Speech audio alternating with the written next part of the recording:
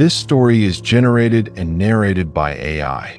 If you notice any glitches in the voice, feel free to leave a comment. Your feedback helps improve future videos. Have you ever followed an invitation you didn't quite understand? Let's step into the dark together. They say that memory fades with time, but sometimes it's not time that does the forgetting. It's something else entirely. I'd never heard of a place called Glozana, not until I received the letter. It arrived in a plain brown envelope. No return address, no postage stamp, only my name, written in a thin, deliberate script, and a strange symbol beneath it, a circle bisected by 3 vertical lines. Inside was a single sheet of aged paper, thick, brittle at the edges. It smelled faintly of mildew and something else, something like iron. The note read, "To the bearer of the blood, the hollow calls you home. You are summoned to the right of return. Sunset. November 13th. Do not delay." It was signed, "The steward of the hollow," no explanation, no details, just that. I would have tossed it in the trash, but my father had passed only a month before. And this felt like one of his final games. He had always spoken in riddles, buried secrets in dusty books. Even his will was cryptic, nothing left but a sealed box marked, "When the hollow comes." I waited until the day before the 13th. Then I packed light, just enough for 2 nights, and drove east, past the city, past the motorways, into the dense thickets of fir and pine. By the time I reached the town, the sun was low behind the hills, and Glozana didn't appear on any GPS. No road signs, no visible nameplates, only a crumbling stone arch that spanned the narrow road like a forgotten jawbone. Beyond it, silence. No birds, no engine hum, not even the rustle of wind through trees, just the crunch of gravel under my tires and the long, cold stare of the forest pressing in. I parked near what looked like an old inn. 3 stories, shutters drawn. Ivy gripping the walls like veins. The door opened before I knocked, and a woman stepped out into the fading light. She was tall, with hollow cheeks and hair the color of damp ash. She wore a faded gray dress with no sleeves, despite the cold. "Welcome," she said, her voice like dry leaves underfoot.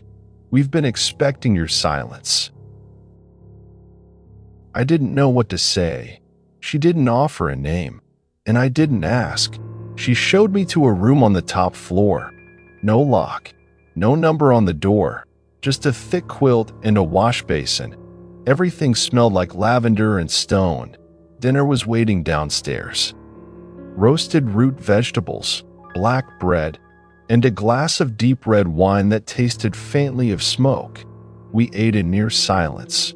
The woman seated opposite me, never touching her food. "Are there others coming to this right?"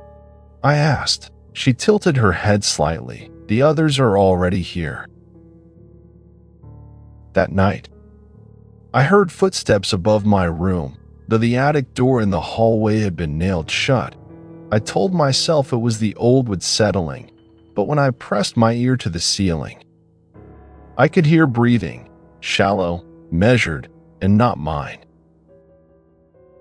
The next morning, I explored the village, if you could call it that.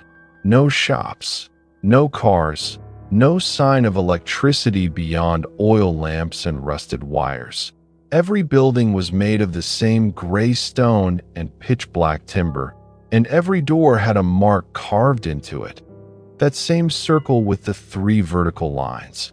I saw no children, no animals, only the occasional face behind a curtain, watching, unblinking, until I looked directly at them. Then they vanished.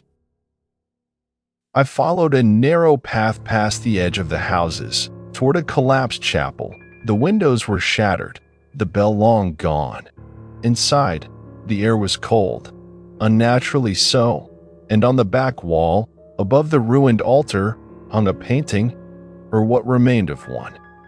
A figure stood tall in a black robe, arms raised as if in benediction, but its face had been gouged out with deep, furious cuts.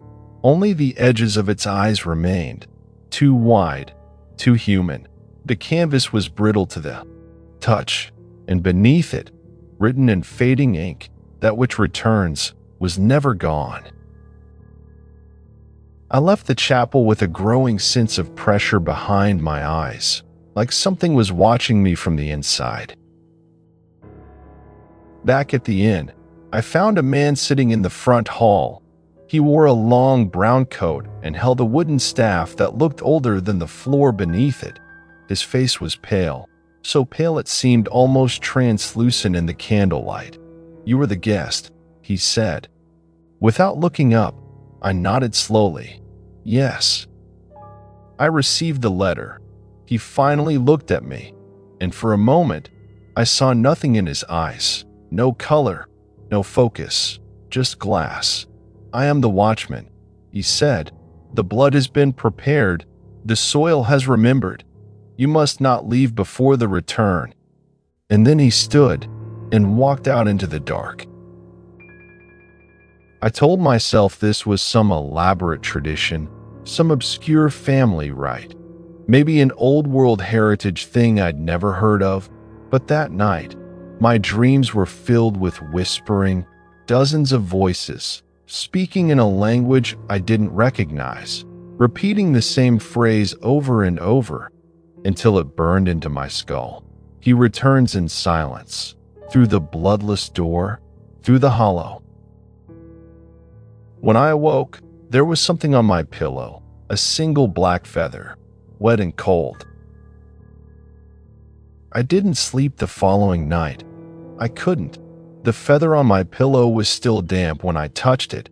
It left a smear of something black along the edge of the sheet.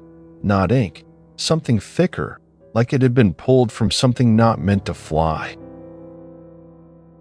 I tried asking the woman downstairs about it, but she only smiled faintly and walked away, like I had asked her something about the weather or the price of bread. The other villagers, if they could be called that, avoided me entirely. They moved like clockwork, in and out of buildings I had not seen open before, always in pairs, always with their heads slightly bowed. Around midday, a bell rang, not from the chapel that had no bell left, but from somewhere beneath the earth, a deep, metallic tone, like a funeral chime stretched over a long breath. It echoed through the valley, and I felt it inside my bones, like my spine had answered it, without my permission. That evening, I met the priest, or rather, he found me. I had gone back to the chapel, drawn there by a strange humming I couldn't explain. When I turned the corner of the ruined nave, he was already standing at the altar. His robe was deep green, trimmed with a pattern of jagged white thread, and he wore a pendant, the same symbol from the letter, etched into bone. "You've come further than most," he said. I asked who he was. He gave no name at first, only a title. "I am Lazar, keeper of the veil. When the hollow calls, it is not a request. It is memory, waking." He looked old, impossibly so. His skin was pale like pressed parchment, and his eyes had no whites, only a soft, flickering gray, like candlelight in a deep well. "You carry the mark," he continued. "Your blood once sealed the gate. Now it must unseal. What lies beneath?" I laughed, not because it was funny, but because it was the only thing I could do. "This is insane," I muttered. "You people are part of some cult, right?" I pointed to the symbol.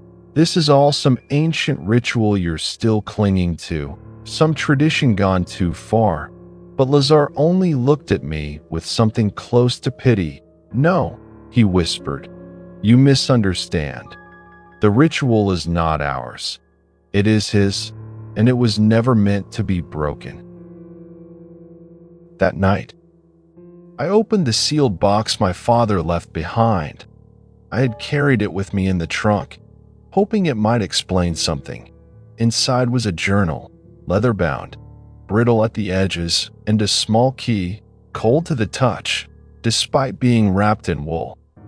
The journal was written in my father's hand, but the entries grew stranger as they went, less coherent, more fragmented, like his thoughts were being pulled apart as he wrote. The dreams began on the eve of the 13th. I saw him through the trees, not a man, not a beast, but something between. They said it would be me, that it had to be blood, but I ran. The hollow does not forget. Now it calls to you, my son. Forgive me. I read that last line again and again, until the candle burned low and the shadows on the wall began to flicker in strange, unnatural rhythms. Something shifted then, in the air, in my perception, like a curtain had been drawn. And I was finally seeing what had always been there. The next morning, I found the door at the back of the inn open. It had been locked since I arrived. Now, it stood wide, revealing a stone staircase leading down. I followed it without thinking, as if something had taken hold of my legs. The air grew colder with each step, the walls lined with faded murals, images of robed figures kneeling before a great tree, its roots tangled around a bleeding eye. At the bottom, I found a chamber, circular, lit by torches embedded in the walls, and in the center, a pool of black water, utterly still. Around it, 13 empty chairs, arranged in a perfect ring, each one carved with a different symbol, all foreign to me. Except for one, the same as the pendant, the letter, the door, the hollow's mark. I stood there for what felt like hours, watching the water, feeling it pull at my thoughts like a current I could not resist. Then a voice, not spoken, but pressed into the space behind my ears. You are late. The rite must begin. I ran.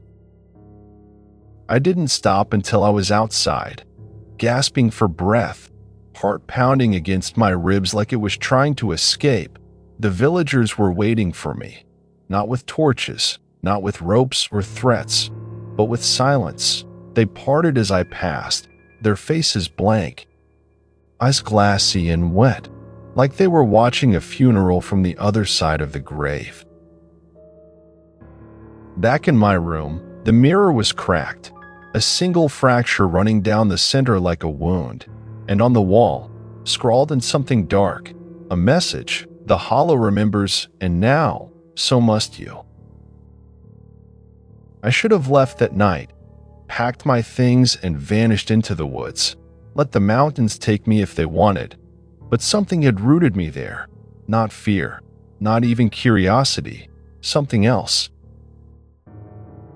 It was as if the town had placed something in my blood, a weight, an echo, a compulsion, or maybe it had always been there. Maybe it was waiting for me, the way a lock waits for its key. I didn't remember falling asleep, but I woke up already dressed, shoes muddy, hands scraped, as if I had been walking in my sleep. The mirror was gone, not shattered, not cracked this time, just missing entirely. Someone had slid something under my door, a folded square of black parchment. Inside, only 4 words: follow the bell's breath, and as I read it, I heard it, the same bell from days before, low, distant, pulsing like the tide of some dark ocean. This time, I followed, through the village, past the chapel, down into the forested valley where the trees leaned like listeners. Every step felt heavier than the last, like the ground wanted to hold me or warn me. I reached a clearing I'd never seen on any map, a perfect circle, with nothing growing at its center, just stone, scorched and blackened. The villagers were already there, lined along the perimeter like gravestones, and at the center, a pit. It wasn't natural. The stones around it weren't from any quarry I recognized. Each was carved with that same symbol, the eye within the roots. Lazar was waiting at the edge. "Your father came this far," he said, but he refused the descent. I asked what was down there. He smiled, and it was the first time I realized he had too many teeth. "The one who waits, the one beneath." His voice deepened as he spoke, almost as if something was speaking through him. "You will see it, or be devoured by what you refuse to know." The villagers began to chant, not words, not really, more like breath turned into shape, the rhythm of something ancient remembering its name. The pit exhaled. I stepped toward it, and the earth gave way, not collapsed, opened, as if it had been sealed and now welcomed me.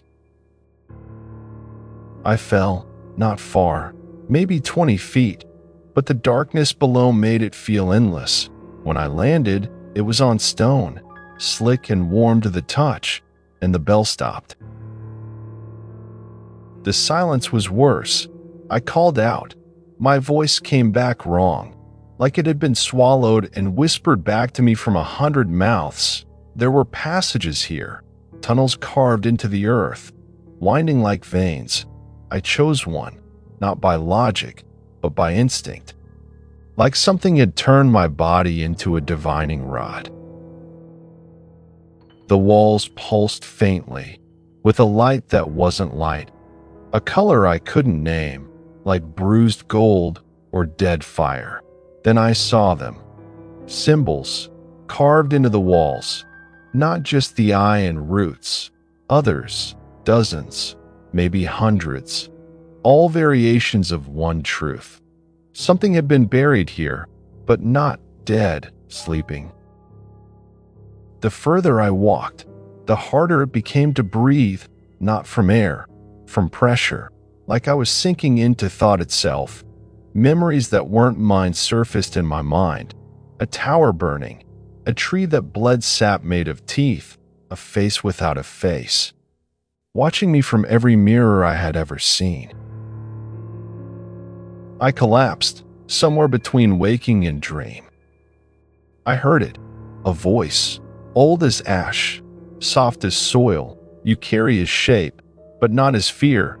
Your blood remembers the pact, and it breaks the seal." My father had come here and run. I had come back and stayed. When I opened my eyes, I was standing, not by choice, but like I had been lifted. My feet hovered an inch above the stone. Before me, a chamber vast and round, its ceiling lost in shadow, its floor a mirror of black water, still as glass, and in the center, rising from that impossible calm, a form. It had no shape I could name. It shifted, branches into bones, eyes into mouths, limbs that bent like thought made flesh. It was beautiful, in the way a collapsing star must be. Too much, too vast, a truth too large for a single mind. "You are not the first," it said, "but you may be the last." I asked what it wanted. It didn't answer with words, but with memory.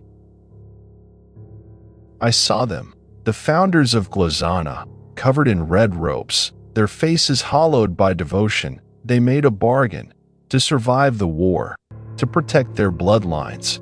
In return, they buried something beneath the earth and gave it dreams to feed on. But my father had broken the chain, left the village, tried to run from his part in it, and now it had passed to me. "You opened the way," the voice murmured again, "and now you must hold it or be consumed by it." I don't know how long I stood there, floating in the dark, held by something older than time. It didn't hurt, not yet. It didn't even feel like possession. It felt like inheritance, the entity, the root of it all. It didn't wear a name.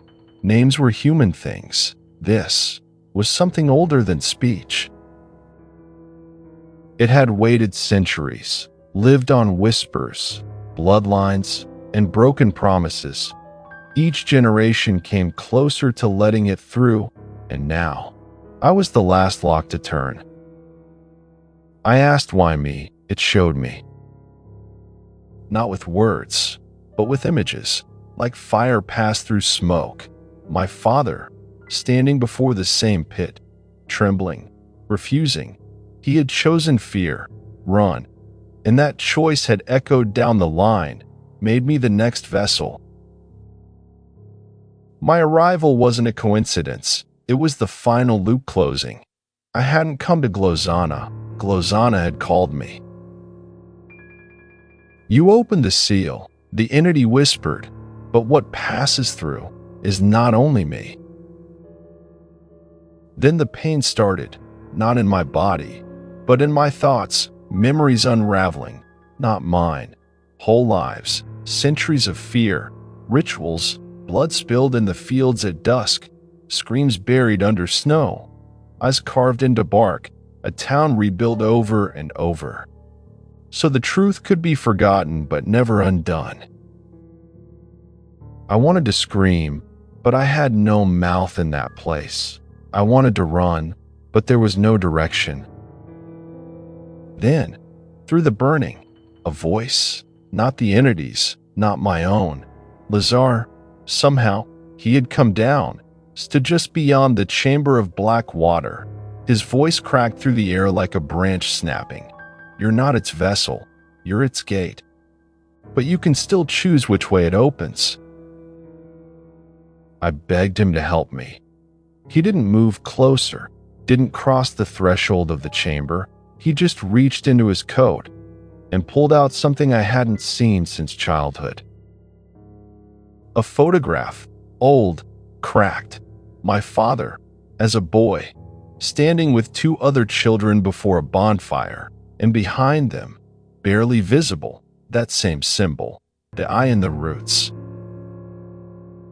Lazar's voice wavered. Your father wasn't afraid. He was trying to end it. He ran, because he knew staying meant becoming what they made him. He stepped forward. Only one pace. I made the same mistake. I stayed. I served. But it's not too late for you. The entity pulsed. I could feel it inside my skull. Furious, not at him, but at me for listening.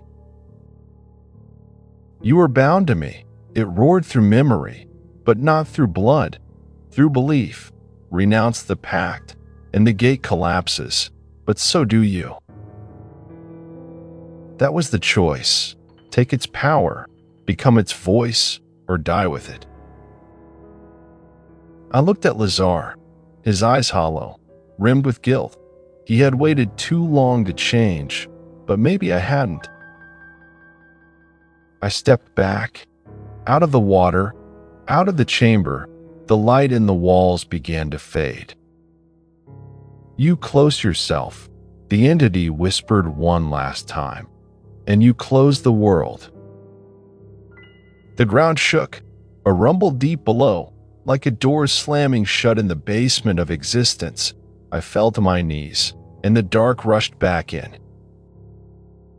When I woke, it was daylight, real daylight, gray cold, but honest. I was lying at the edge of the clearing, the villagers gone, the pit sealed, not with stone, but with fresh earth, as if it had never been opened. Lazar was sitting a few feet away, staring into the woods. He didn't speak for a long time. Then, I never thought it could be done, his voice barely a breath. You closed it, but it left something behind, didn't it? He was right. I could still hear it, low, somewhere between the ribs, like an echo beneath my heartbeat. The entity was sealed, but not erased. It had touched me. "Leave this place," Lazar whispered. "Burn the name from your memory, because if you speak it, it listens, and if it listens, it dreams." I left Glozana that same day.